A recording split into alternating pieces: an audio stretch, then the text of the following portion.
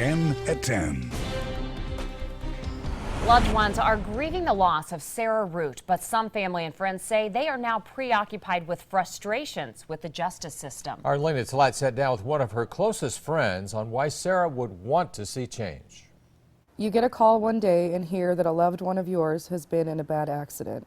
The cause is a drunk driver. 4 years ago, Sarah Root wrote an award-winning speech about drunk driving for an essay contest. Reading the words aloud now, her best friend, Nicole Jensen, says is chilling. A drunk driver can ruin a family's life in a matter of seconds and can cause chaos for them for the rest of their lives. Even more dangerous than the thought of drinking alone is the act paired with getting behind the wheel of an automobile. Omaha police say Eswin Mejia was behind the wheel of the car that killed Sarah on January 31st. Mejia was allegedly street racing and driving drunk 3 times the legal limit before crashing into the back of her SUV, leaving the 21-year-old's friends and family with profound grief. I had 21 amazing years with Sarah, and to be a sister to her was the best thing that's ever happened to me besides my own daughter. Nicole says Sarah was always fighting for victims, but she never imagined Sarah would become one herself. She was absolutely perfect. She still is, I'm sure. You couldn't say a bad thing about Sarah because she couldn't say a bad thing about anyone. After Mejia posted $5,000 bail on a $50,000 bond on Friday, Nicole and Sarah's family's sadness quickly changed to anger and frustration.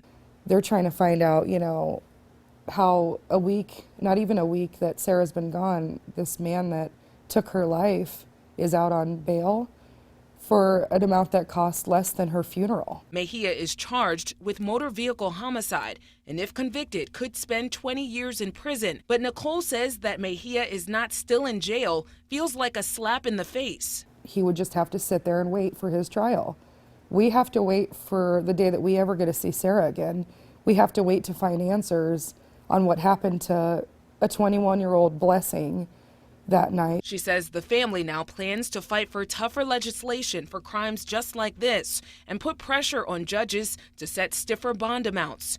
They say, by Sarah's own words, it's what she would have wanted. How can we make drunk driving laws more strict? How many deaths will it take to make an impact on the legal system to show those making the laws that we are tired of innocent lives being taken? Now, I spoke to a defense attorney who handles similar cases, and he says that he believes this particular bond amount was reasonable based on his experience. He says judges have to consider certain circumstances, such as if they're employed, if they contribute to their communities, and also if they have any prior criminal convictions. But he says it's very difficult for families who are dealing with such a tragedy. These are allegations, and they have to be proved.